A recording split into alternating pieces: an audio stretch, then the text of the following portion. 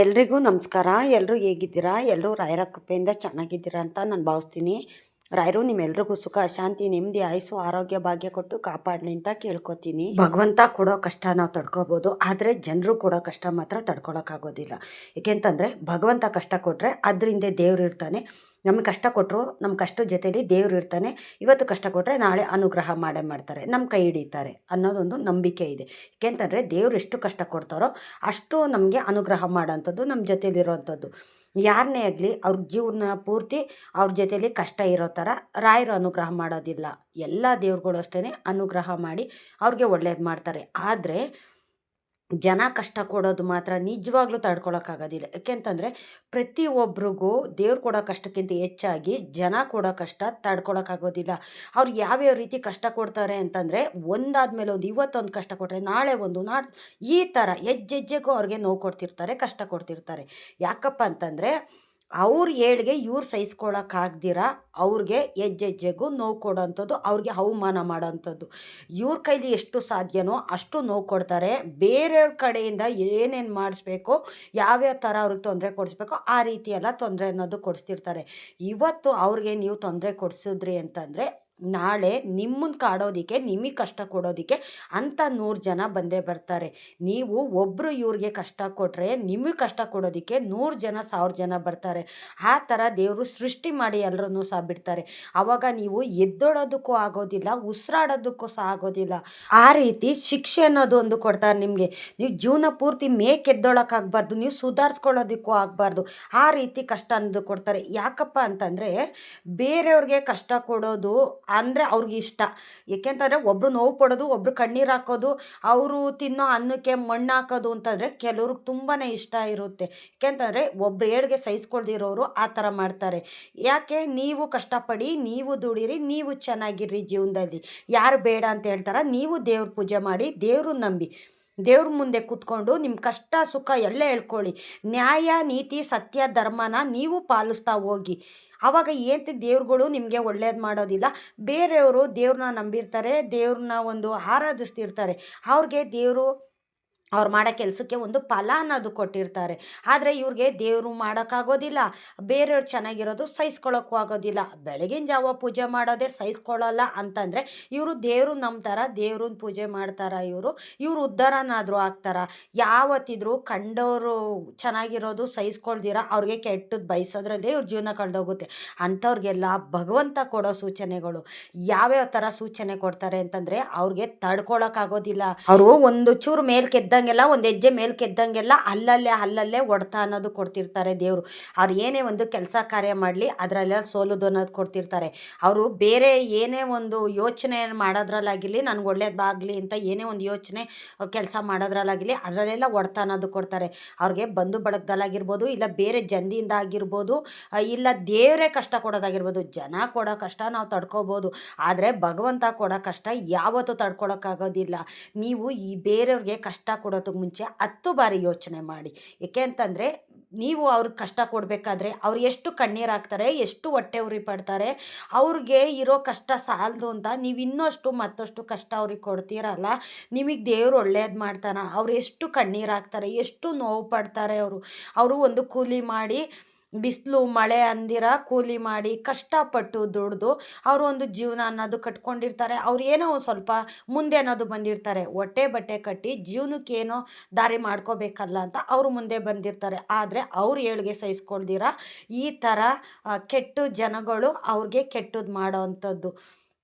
ಪಾಪ ಕರ್ಮ ಎಲ್ಲೂ ಇಲ್ಲ, ಭೂಮಿ ಮೇಲೆ ಇದೆ. ಸ್ವರ್ಗ ನರಕ ಎರಡೂ ಸಹ ಭೂಮಿ ಮೇಲೆ ಇದೆ. ನೀವು ಒಳ್ಳೇದು ಮಾಡಿದ್ರೆ ಸ್ವರ್ಗ ಇಲ್ಲೇ ಇದೆ, ಕೆಟ್ಟದ್ದು ಮಾಡಿದ್ರೆ ನರಕನೂ ಸಹ ಇಲ್ಲೇ ಇದೆ ಅಂತ ನನ್ನ ತಂದೆ ಶ್ರೀಕೃಷ್ಣ ಪರಮಾತ್ಮ ಹೇಳ್ತಾರೆ. ತಪ್ಪು ಮಾಡಿದವನು ಅವ್ನು ಯಾರೇ ಆಗಿದ್ರೂ ಪರವಾಗಿಲ್ಲ, ಅವನು ಕ್ಷಮೆ ಯಾಚಿಸಿದ್ರು ಪರವಾಗಿಲ್ಲ. ನಾನು ತಪ್ಪಾಯ್ತಪ್ಪ ನಾನು ಮಾಡಿದ್ದು ಅಂತ ಕೇಳ್ಕೊಂಡ್ರು ಪರವಾಗಿಲ್ಲ, ಆದರೆ ಮಾಡಿ ತಪ್ಪಿಗೆ ಅವನು ಶಿಕ್ಷೆ ಅನ್ನೋದು ಅನುಭವಿಸ್ಲೇಬೇಕು ಅಂತ ತಂದೆ ಶ್ರೀಕೃಷ್ಣ ಹೇಳ್ತಾರೆ ಅಲ್ವಾ. ಇವತ್ತು ನೀವು ತಪ್ಪು ಮಾಡಿದ್ರಿಂದ ನಾಳೆ ನಿಮಗೆ ಹೊಡ್ತ ಕೊಡೋ ಅಂಥದ್ದು. ಬೇರೆಯವ್ರಿಗೆ ಕಷ್ಟ ಕೊಡೋದಕ್ಕೆ ಮುಂಚೆ 10 ಬಾರಿ ಯೋಚನೆ ಮಾಡಿ. ಇವತ್ತು ನಾನು ಅವ್ರಿಗೆ ಕಷ್ಟ ಕೊಟ್ಟರೆ ನಾಳೆ ದೇವ್ರು ಬರ್ತಾರೆ ನನಗೆ ಕಷ್ಟ ಕೊಡೋದು. ಕೊಡೋದಕ್ಕೆ ಅಂತ. ಏಕೆಂತಂದರೆ ಬೇರೆಯವ್ರು ಕಷ್ಟ ಕೊಡ್ಬೇಕಾದ್ರೆ ನೀವೆಷ್ಟು ಖುಷಿಯಾಗಿರ್ತೀರ, 4-6 ಜನನ ಸೇರಿಸಿ ನೀವು ಒಂದು ಇದು ಮಾಡ್ತೀರಾ, ನೀವು ಅವ್ರಿಗೂ ಕೆಟ್ಟದ್ದು ಮಾಡು ನೀನು, ನಾನು ಮಾಡ್ತಾ ಇರೋ ಸಾಲದು ನೀನು ಮಾಡು ಅಂತ ಅವ್ರವ್ರಿಗೆ ಹೇಳ್ಕೊಟ್ಟು ಅವ್ರಿಗೆ ಕೆಟ್ಟದ್ದು ಮಾಡೋವಂಥದ್ದು. ನೀವೇನು ಸಾಧಿಸ್ದಂಗಾಗುತ್ತೆ. ಬೇರೆಯವ್ರಿಗೆ ಹೊಟ್ಟೆ ಉರಿಸಿ ಅವ್ರು ನೋವು ಪಡೋದ್ರಿಂದ ನೀವು ಏನು ಸಾಧಿಸ್ದಂಗಾಗುತ್ತೆ ನೋಡಿ. ಅದಕ್ಕೆಲ್ಲ ಪಾಪಕ್ಕೆ ಫಲ ಅನ್ನೋದು ಅನುಭವಿಸ್ಲೇಬೇಕು. ಈ ಥರ ಯಾರು ಮೋಸ, ವಂಚನೆ, ಅನ್ಯಾಯ ಮಾಡ್ತಿರ್ತಾರೋ ಅಂಥವ್ರಿಗೆಲ್ಲ ಭಗವಂತ ಸರಿಯಾದ ಉತ್ತರ ಕೊಟ್ಟೇ ಕೊಡ್ತಾರೆ. ಏಕೆಂತಂದರೆ ಟೈಮ್ ಒಂದೇ ರೀತಿ ಇರೋದಿಲ್ಲ. ಬೆಳಕಾದ ಮೇಲೆ ಕತ್ಲಾಗಬೇಕು.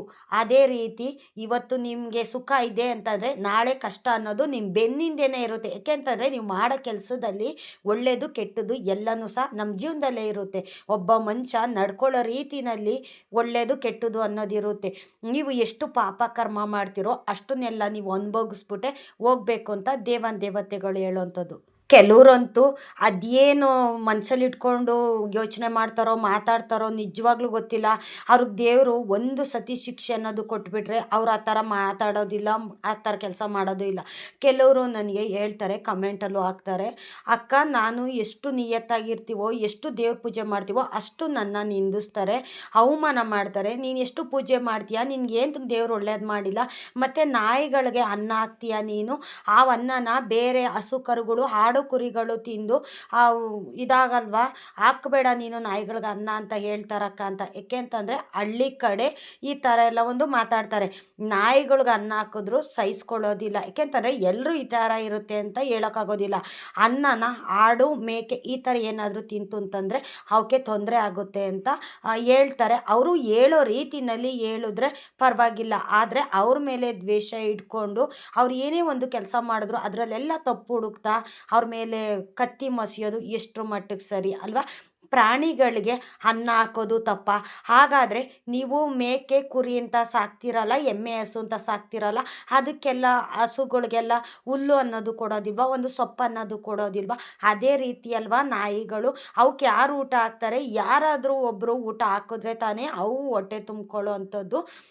ನಾಯಿಗಳ್ಗೆ ಊಟ ಹಾಕಿದ್ರೆ ಮನೆ ಬಾಗ್ಲಿಗೆ ಬರ್ತವೆ, ಯಾವಾಗಲೂ ರೂಢಿ ಆಗ್ತವೆ ಅಂತ ನಾಯಿಗೆ ಅನ್ನ ಹಾಕಬೇಡಿ ಅಂತ ಹೇಳ್ತಾರೆ. ಏಕೆಂತಂದರೆ ಆ ಅನುಭವ ನನಗೂ ಸಹ ಆಗಿದೆ. ಏಕೆಂತಂದರೆ ನಮ್ಮನೆ ಎದುರುಗಡೆ ಸುಮಾರು ನಾಯಿ ಮಲ್ಕೊಳ್ಳೋ ಅಂಥದ್ದು. ನಾನು ಆ ನಾಯಿಗಳಿಗೆಲ್ಲ ಅರ್ಧ kg ಅಕ್ಕಿ ಹಾಕಿ ಅನ್ನ ಮಾಡಿ ನಾನು ಡೈಲಿ 1 ಲೀಟ್ರ್ ಹಾಲು ತೊಗೊಳ್ಳೋ ಅಂಥದ್ದು. ನಾವು ಕಾಫಿ ಟೀ ಎರಡೇ ಟೈಮ್ ಕುಡಿಯೋ ಅಂಥದ್ದು. ಆದರೂ ನಾಯಿಗಳಿಗೆ ಅಂತ ಅಂದ್ಬಿಟ್ಟೆ ನಾನು 1 ಲೀಟ್ರ್ ಹಾಲು ತೊಗೋತೀನಿ. ಆ ಸಾಂಬಾರಲ್ಲಿ ತಿನ್ನೋವಂಥ ನಾಯಿಗಳಿಗೆ ಸಾಂಬಾರಲ್ಲಿ ಹಾಕ್ತೀನಿ, ಆ ಹಾಲನ್ನು ತಿನ್ನೋವಂಥ ನಾಯಿಗಳಿಗೆ ಹಾಲು ಅನ್ನ ಹಾಕ್ತೀನಿ.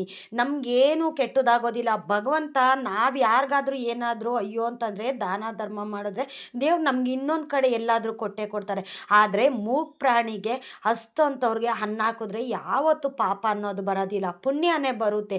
ನೀವು ಹೊಸ್ದಾಗ ಹೊರ್ಗಡೆ ಎಲ್ಲೋ ಹೋಗ್ತಿರ್ತೀರ, ನಿಮಗೆ ಒಂದು ಬಾಯಾರಿಕೆ ಅನ್ನೋದಾಗುತ್ತೆ, ಹಶು ಅನ್ನೋದಾಗುತ್ತೆ, ನೀವು ಅವಾಗ ದುಡ್ಡು ಕಾಸು ಇಟ್ಕೊಂಡು ಹೋಟ್ಲಿಗೆ ಹೋಗ್ತೀರಾ ತಿನ್ನೋದಕ್ಕೆ, ಅದು ಯಾವಾಗಲೂ ಸಾಧ್ಯವಾಗೋದಿಲ್ಲ. ಯಾರ ಹತ್ರನಾದರೂ ನೀವು ಕೇಳ್ತಿರಲ್ಲ, ನನಗೆ ತುಂಬ ಬಾಯಾರಿಕೆ ಆಗ್ತಿದೆ, ತುಂಬ ಹಶ್ವಾಗ್ತಿದೆ, ಏನಾದರೂ ಇಷ್ಟು ಕೊಡಿ ತಿನ್ನೋದಕ್ಕೆ ಅಂತ. ಆವಾಗ ನಿಮಗೆ ಬಾಯಿದೆ, ನೀವು ಕೇಳ್ತೀರಾ, ಇಸ್ಕೊಂಡು ತಿಂತೀರಾ. ಆದರೆ ಮೂಕ್ ಪ್ರಾಣಿಗಳು ಏನು ಮಾಡಬೇಕು ಹೇಳಿ? ನಾಯಿಗಳಿಗೆ ಅನ್ನ ಹಾಕಬೇಡಿ, ಅವು ಮನೆ ಬಾಗ್ಲಿಗೆ ಬರ್ತವೆ, ರೂಢಿ ಆಗ್ತವೆ ಅಂತ ಈ ಥರನೂ ಸಹ ಮಾತಾಡ್ತಾರೆ. ಏಕೆ ಅಂತಂದರೆ ಅವ್ರ ಪಾಪದ ಕೊಡ ತುಂಬಿದಾಗ ಈ ಥರ ಎಲ್ಲ ಮಾತಾಡ್ತಿರ್ತಾರೆ. ಒಬ್ಬ ಮನುಷ್ಯನಿಗೆ ಊಟ ಅನ್ನೋದು ಎಷ್ಟು ಮುಖ್ಯನೋ ಪ್ರಾಣಿಗಳಿಗೂ ಅಷ್ಟೇ ಅಲ್ವಾ? ಅವಕ್ಕೂ ಹಶ್ವಿರುತ್ತಲ್ವಾ? ಪ್ರಾಣಿಗಳು ಸುಮ್ಮನೆ ಯಾರ ಮನೆ ಬಾಗ್ಲಿಗೂ ಬರೋದಿಲ್ಲ. ಅವಕ್ಕೆ ತುಂಬ ಹಶ್ವಾದಾಗ ತಡ್ಕೊಳಕ್ಕಾಗದೇ ಇರೋಂಥ ಟೈಮಲ್ಲಿ ಮನೆ ಬಾಗ್ಲಿಗೆ ಬರ್ತವೆ. ಆವಾಗ ನೀವು ಅರ್ಥ ಮಾಡಿಕೊಂಡು ಒಂದು ತುತ್ತು ಅನ್ನ ಹಾಕಿ, ನಿಮಗೆ ಪುಣ್ಯ ಅನ್ನೋದು ಬರುತ್ತೆ. ಪಾಪ ಅಂತೂ ಯಾವತ್ತೂ ಬರೋದಿಲ್ಲ. ನೀವು ಒಂದು ತುತ್ತು ಕಮ್ಮಿ ತಿಂದರೂ ಪರವಾಗಿಲ್ಲ, ಪ್ರಾಣಿಗಳಿಗೆ ಅನ್ನ ಹಾಕಿ. ದಯವಿಟ್ಟು ಯಾವ ಪ್ರಾಣಿಗಳಿಗೂ ಹೊಡೆಯೋದಕ್ಕೆ ಹೋಗ್ಬೇಡಿ. ನೀವು ಹಾಕಿಲ್ಲ ಅಂದ್ರೂ ಪರವಾಗಿಲ್ಲ, ಬೇರೆ ಯಾರಾದರೂ ಅನ್ನ ಹಾಕ್ತಿರ್ತಾರ, ಅವ್ರನ್ನ ತಡೆಯೋದಕ್ಕೆ ಹೋಗಬೇಡಿ, ಅವ್ರಿಗೆ ಬೈಯೋದಕ್ಕೆ ಹೋಗಬೇಡಿ. ಏಕೆ ಅಂತಂದರೆ ನಾಯಿಗಳನ್ನ ಸೃಷ್ಟಿ ಮಾಡಿರೋದೇ ದೇವ್ರುಗಳಲ್ವ, ಮತ್ತು ದೇವ್ರುಗಳು ಇದನ್ನೆಲ್ಲ ನೋಡ್ತಿರ್ತಾರಲ್ವ. ಬೇರೆಯವ್ರ ಮನೆ ಬಾಗ್ಲಿಗೆ ಹೋಗಿನೇ ನೀನು ಅನ್ನ ತಿನ್ನಬೇಕು ಅನ್ನೋದು ಒಂದು ಶಾಪ ಅನ್ನೋದು ಕೊಟ್ಟಿರ್ತಾರೆ. ಅದಕ್ಕೋಸ್ಕರ ಅವು ಮನೆ ಬಾಗ್ಲಿಗೆ ಬರೋ ಅಂಥದ್ದು. ನಾಯಿ ಅಂತ ಯಾರು ಕೀಳಾಗಿ ನೋಡೋದಕ್ಕೆ ಹೋಗ್ಬೇಡಿ. ಒಬ್ಬ ಮನುಷ್ಯ ಒಂದು ಮನೆಯಲ್ಲಿ ನಾಯಿ ಸಾಕಿದ್ದ ಅಂದರೆ ಅವ್ನಿಗೇನಾದರೂ ಹೆಚ್ಚು ಕಮ್ಮಿ ಆದಾಗ ಅವ್ನ ಕಾಲು ಕೆಳಗೆ ಕೂತ್ಕೊಂಡು ನಾಯಿ ಕಣ್ಣೀರು ಹಾಕ್ತವೆ. ನಾನು ಅನ್ನ ಹಾಕಿದ ಯಜಮಾನಂಗೆ ತೊಂದರೆ ಆಗಿದೆಯಲ್ಲ, ಕಷ್ಟ ಬರ್ತಿದೆಯಲ್ಲ ಅಂತಂದ್ಬಿಟ್ಟು ಅವು ಕಣ್ಣೀರು ಹಾಕ್ತವೆ. ನಿಮ್ಗೆ ಇನ್ನೊಂದು ವಿಷಯ ಗೊತ್ತಾ? ಮನೆ ಯಜಮಾನಂಗೆ ತೊಂದರೆ ಆಗ್ತಿದೆ ಅಂತ ಗೊತ್ತಾದಾಗ ಯಮ್ಮನ ಎದುರುಗಡೆನೆ ನಾಯಿ ಬಂದು ನಿಂತ್ಕೋತವೆ. ಅಂದರೆ ನಾರಾಯಣ ಬಂದು ನಿಂತ್ಕೋತಾನೆ. ನನಗೆ ಅನ್ನ ಹಾಕಿರೋ ಯಜಮಾನನಿಗೆ ನೀನು ಕರ್ಕೊಂಡೋಗೋಕ್ಕಾಗೋದಿಲ್ಲ, ಅವನಿಗೆ ತೊಂದರೆ ಕೊಡೋದಕ್ಕೆ ನಾನು ಬಿಡೋದಿಲ್ಲ ಅಂತಂದ್ಬಿಟ್ಟು ಯಮ್ಮನ ಎದುರುಗಡೆನೆ ಬಂದು ನಾಯಿ ನಿಂತ್ಕೋತವೆ. ಅದಕ್ಕೆ ಹೇಳೋದು, ನಮ್ಮನೆ ನಾಯಿ ಇದ್ದಕ್ಕಿದ್ದಂಗೆ ಸತ್ತೋಯ್ತು, ಏನು ಅನ್ನೋದು ಗೊತ್ತಿಲ್ಲ, ಚೆನ್ನಾಗಿತ್ತು ಸತ್ತೋಯ್ತು ಅಂತ ಹೇಳ್ತಾರಲ್ಲ. ಇದೇ ಕಾರಣಕ್ಕೆ ಮನೆಯಲ್ಲಿ ಯಾರಿಗಾದ್ರೂ ಏನಾದರೂ ತೊಂದರೆ ಬರ್ತಿರುತ್ತೆ. ಆ ತೊಂದರೆನ, ಆ ಕಷ್ಟನ ನಾಯಿಗಳು ತಗೋತವೆ. ನಾನು ಯಜಮಾನನ್ಗೆ ಏನು ಆಗೋದು ಬೇಡಪ್ಪ, ಆ ಕಷ್ಟ ಎಲ್ಲ ನನಗೆ ಬರಲಿ ಅಂತ ಯಮ್ಮನ ಪಾಶಕ್ಕೆ ನಾಯಿಗಳು ಕುತ್ತಿಗೆ ಕೊಡೋ ಅಂಥದ್ದು. ನಾಯಿ ನಾರಾಯಣನ ಸ್ವರೂಪ, ಕಾಲಭೈರವನ ಸ್ವರೂಪ. ದಯವಿಟ್ಟು ನಾಯಿಗಳಿಗೆ ಹೊಡಿಯೋದಕ್ಕೆ ಹೋಗಬೇಡಿ. ನಿಮ್ಗೆ ಸಾಧ್ಯವಾದರೆ ಅನ್ನ ಹಾಕಿಲ್ಲ ಅಂತ ಹಾಕೋದಕ್ಕೆ ಹೋಗಬೇಡಿ. ನಮ್ಮನೆ ಬಾಗಿಲಲ್ಲಿ ಎಷ್ಟು ನಾಯಿಗಳು ಮಲ್ಕೋತಾವೆ ಗೊತ್ತಾ? ನನ್ನ ಗೇಟ್ ಸೌಂಡ್ ಆದರೂ ಸಾಕು ಸುಮಾರು 6-7 ನಾಯಿ ಬರ್ತವೆ. ನಾನು ಡೈಲಿ ಅರ್ಧ kg ಅಕ್ಕಿ ಹಾಕ್ಬಿಟ್ಟು ಒಂದು 4-5 ತವ ನಾನು ಹಾಕ್ತೀನಿ ಅನ್ನನ. ಎಲ್ಲ ನಾಯಿಗಳು ಬಂದು ತಿನ್ಕೊಂಡು ಹೋಗ್ತವೆ. ಆದರೆ ಕೆಲವರು ಸಹಿಸ್ಕೊಳ್ಳೋದಿಲ್ಲ. ನಾಯಿಗೆ ಅನ್ನ ಹಾಕಿ ನೀನು ರೂಢಿ ಮಾಡ್ತೀಯ ಅಂತಾರೆ. ನಾನು ಅದಕ್ಕೆಲ್ಲ ತಲೆ ಕೆಡ್ಸ್ಕೊಳ್ಳೋಕೆ ಹೋಗೋದಿಲ್ಲ. ಭಗವಂತ ಅಷ್ಟೊಟ್ಟೆಗೆ ನಾನು ಅನ್ನ ಹಾಕ್ತಾಯಿದ್ದೀನಿ, ತಪ್ಪಾ ಸರಿನಾ ನೀನೇ ನೋಡ್ಕೊ. ನಾನು ಅನ್ನ ಹಾಕಿದ್ರೆ ಈ ಥರ ಮಾತಾಡ್ತಾರೆ, ನೀನೇ ನೋಡ್ಕೊ ಭಗವಂತ ಅಂತ ನನ್ನ ತಂದೆ ಶ್ರೀಕೃಷ್ಣ ಪರಮಾತ್ಮಂಗೆ ಹೇಳ್ಬಿಡ್ತೀನಿ. ರಾಯರಿಗೆ ಹೇಳ್ತೀನಿ. ನಾನು ಅವ್ರಿಗೆ ತಿರುಗಿಸಿ ಏನು ಉತ್ತರ ಕೊಡೋದಿಲ್ಲ. ಏಕೆಂತಂದರೆ ಕೊಚ್ಚೆ ಅಂತ ಗೊತ್ತಿದ್ದು ಕೊಚ್ಚೆಗೆ ಕಲ್ಲು ಹಾಕಿದ್ರೆ ನಮ್ಮ ಮಕ್ಕಕ್ಕೆ ಅಲ್ವಾ ಸಿಡಿಯೋದು. ಹಾಗಾಗಿ ದುಷ್ಟಂಗೆ ಕಂಡ್ರೆ ದೂರ ಇರಬೇಕು ಅಂತ ಹೇಳ್ತಾರಲ್ಲ, ಅದಕ್ಕೋಸ್ಕರ ನಾನು ಏನು ಮಾತಾಡೋದಿಲ್ಲ. ಭಗವಂತನ ಹತ್ರ ಎಲ್ಲ ಒಪ್ಪಿಸ್ತೀನಿ. ನನಗೆ ಯಾರು ಏನಂತಾರೋ ಅಷ್ಟವ್ರಿಗೆ ಯಾರಾದರೂ ಅನ್ನ ಹಾಕಿದ್ರೆ, ನಾಯಿಗಳಿಗೆ ಅನ್ನ ಹಾಕಿದ್ರೆ ಈ ಥರ ಮಾತಾಡಿದ್ರೆ ನನಗೆ ಮನ್ಸಿಗೆ ನೋವಾದರೆ ನಂದು ಎಲ್ಲ ಕೂತ್ಕೊಂಡು ರಾಯರ ಹತ್ರ, ನನ್ನ ಮನೆ ದೇವ್ರ ಹತ್ರ ಕೂತ್ಕೊಂಡು ನಾನು ಹೇಳ್ತೀನಿ, ನಾನು ಸರಿನಾ ತಪ್ಪ ಮಾಡಿದ್ದು, ನನಗೆ ಈ ರೀತಿ ಮಾತಾಡ್ತಾರೆ, ನೀನೇ ನೋಡ್ಕೊ ಭಗವಂತ ಅಂತ. ಏಕೆಂತಂದರೆ ಒಬ್ಬ ಮನುಷ್ಯ ಮನೆಗೆ ಬಂದರೆ ಅವನಿಗೆ ಹೊಟ್ಟೆ ತುಂಬ ಅನ್ನ ಹಾಕ್ಬೋದು, ಅವನ ಅನ್ನನೇ ಸಾಕು ಅಂತ ಹೇಳೋವಂಥದ್ದು. ನೀವೊಂದು ದುಡ್ಡು ಕಾಸು ಒಡವೆ ವಸ್ತು ನೀವೊಂದು ಆಸ್ತಿ ಕೊಟ್ಟರೆ ಅವ್ನು ಸಾಕು ಅಂತ ಹೇಳೋದೇ ಇಲ್ಲ. ಅನ್ನ ಮಾತ್ರ ಸಾಕು ಅಂತ ಹೇಳೋದು. ಸಾಕಪ್ಪ ನನಗೆ ತಿನ್ನೋಕ್ಕಾಗೋದಿಲ್ಲ, ಇನ್ನೊಂದು ತುತ್ತು ಜಾಸ್ತಿ ಆದರೂ ನನಗೆ ತಡ್ಕೊಳಕ್ಕಾಗೋದಿಲ್ಲ, ಬಿಟ್ಬಿಡ್ತೀನಿ ಅಂತ ಹೇಳ್ತಾರಲ್ಲ, ಅನ್ನ ಮಾತ್ರ ಸಾಕು ಅಂತ ಹೇಳೋದು. ಬೇರೆ ನೀವು ಏನೇ ಕೊಟ್ಟರು ನನಗೆ ಸಾಕು ಅಂತ ಯಾವ ಮನುಷ್ಯನೂ ಹೇಳೋದಿಲ್ಲ. ಅದಕ್ಕೆ ಹೇಳೋದು, ಅನ್ನನ ದಾನ ಮಾಡಬೇಕು, ಅಷ್ಟವ್ರಿಗೆ ಅನ್ನ ಕೊಡಬೇಕು. ಏಕೆಂತಂದರೆ ಆ ಕಷ್ಟನ, ಆ ನೋವನ್ನ, ಹಸಿವನ್ನ ನಾನು ಅನುಭವಿಸಿದ್ದೀನಿ. ಏಕೆಂತಂದರೆ ಬೇರೆಯವ್ರ ಮನೆ ಬಾಗ್ಲಿಗೆ ಹೋಗಿ ನಾನು ಬಾಯಿ ಬಿಟ್ಟು ಕೇಳಿ ಅನ್ನ ಇಸ್ಕೊಂಡು ತಿಂದಿದ್ದೀನಿ. ಅಂಥ ಸ್ಥಿತಿನ ದೇವರು ನನಗೆ ಕೊಟ್ಟಿದ್ರು. ಇವತ್ತು ಆ ಸ್ಥಿತಿ ನನಗೆ ಕೊಟ್ಟಿಲ್ಲ. ನನಗೆ ಅದಕ್ಕೇನೆ ಆ ನೋವು, ಹಸಿವು ಎಲ್ಲನೂ ನನ್ನ ಮನಸ್ಸಲ್ಲಿ ಇಟ್ಕೊಂಡು ಅಷ್ಟವ್ರಿಗೆ ನಾನು ಅನ್ನ ಹಾಕ್ತೀನಿ. ನನ್ನ ಕೈಲಿ ಏನೂ ಕೊಡೋಕ್ಕಾಗಿಲ್ಲ ಅಂದ್ರೆ ಪರವಾಗಿಲ್ಲ, ಅಷ್ಟವ್ರಿಗೆ ಅನ್ನ ಹಾಕ್ತೀನಿ. ನಾಯಿಗಳಿಗೆ, ಪ್ರಾಣಿ ಪಕ್ಷಿಗಳಿಗೆ ನೀರಿಡ್ತೀನಿ, ಅಕ್ಕಿ ಹಾಕ್ತೀನಿ, ಪಕ್ಷಿಗಳಿಗೆ, ಪ್ರಾಣಿಗಳಿಗೆ ನನಗೆ ಸಾಧ್ಯವಾದ ಏನಾದರೂ ಒಂದು ಕೊಡ್ತೀನಿ. ನಾನು ಮನೆ ಬಾಗ್ಲಿಗೆ ಬಂದವನ್ನ ನಾನು ಯಾವತ್ತೂ ಹಾಗೆ ಕಳ್ಸೋಕೆ ಹೋಗೋದಿಲ್ಲ. ಹೊರ್ಗಡೆ ಎಲ್ಲಾದರೂ ಹೋಗ್ಬೇಕಾದ್ರೆ ಯಾರಾದರೂ ಭಿಕ್ಷುಕರು ಕಂಡ್ರೆ, ಈಗ ನಡೆಯೋಕ್ಕಾಗ್ದಿರ ತೆವ್ಕೊಂಡು ರೋಡಲ್ಲಿ ಹೋಗ್ತಿರ್ತಾರಲ್ಲ, ಅಂಥವ್ರಿಗೆ ನನ್ನ ಕೈಲಾಗಿ ಸಹಾಯ ಮಾಡ್ತೀನಿ. ಒಂದು ನೀರು ಬಾಟ್ಲು ತಗೊಡ್ತೀನಿ, ಒಂದು ಊಟ ಕಟ್ಟಿಸ್ಬಿಟ್ಟು ಕೊಡ್ತೀನಿ, ಒಂದು ಪ್ಯಾಕೆಟ್ ಬಿಸ್ಕೆಟ್ ತಗೊಡ್ತೀನಿ. ದೇವ್ರು ನಮಗೆಲ್ಲೋ ಒಳ್ಳೇದು ಮಾಡ್ತಾರೆ. ದಾನ ಧರ್ಮ ಎಲ್ಲಿ ಇರುತ್ತೋ, ಒಳ್ಳೆತನ ಎಲ್ಲಿರುತ್ತೋ ಅಲ್ಲಿ ಭಗವಂತ ಇರ್ತಾನೆ. ನಮ್ಗೆ ಒಳ್ಳೇದಾಗಲಿ ಅಂತ ನಾವು ದೇಶದಲ್ಲಿರೋವಂಥ ಯಾವ ದೇವಸ್ಥಾನಗಳಿಗೂ, ಗುಡಿ ಕಟ್ಟೆ ದೇವ್ರುಗಳಿಗೂ ಕೈ ಮುಗಿಯೋದು ಬೇಕಿಲ್ಲ. ನಾವು ಮಾಡೋ ಒಳ್ಳೆತನದಲ್ಲಿ, ಒಳ್ಳೆ ಕೆಲಸದಲ್ಲಿ ಭಗವಂತ ಇರ್ತಾನೆ, ನಮ್ಮ ಜೊತೆಯಲ್ಲೇ ಇರ್ತಾನೆ, ಇದನ್ನೆಲ್ಲ ನೋಡ್ತಿರ್ತಾನೆ. ನಿನ್ನಲ್ಲಿ ಕಲ್ಮಶ ಇಲ್ಲ, ಬೇರೆಯವ್ರಿಗೆ ಕೊಡುವಂಥ ಗುಣ ನಿನಗಿದೆ. ನೀನು ಕೇಳಿದ್ದು ನಾನು ಕೊಡ್ತೀನಿ, ನಿನ್ಗೆ ಯಾವುದೇ ರೀತಿ ತೊಂದರೆ ಆಗದಿರೋ ಹಾಗೆ ನಾನು ನೋಡ್ಕೋತೀನಿ ಅಂತ ಭಗವಂತ ನಮ್ಮ ಜೊತೆಯಲ್ಲಿದ್ದು ನಮಗೆ ಒಳ್ಳೇದು ಮಾಡ್ತಿರ್ತಾರೆ. ಈಗ ನಿಮ್ಗೆ ಯಾರಾದರೂ ತುಂಬ ನೋವು ಕೊಟ್ರಾ, ನಿಮ್ಗೆ ಹೆಜ್ಜೆಗೂ ನೋವು ಕೊಡ್ತಿರ್ತಾರೆ, ತಡ್ಕೊಳಕ್ಕಾಗಲ್ಲ ಅಂತೀರಾ, ಕಾದು ನೋಡಿ.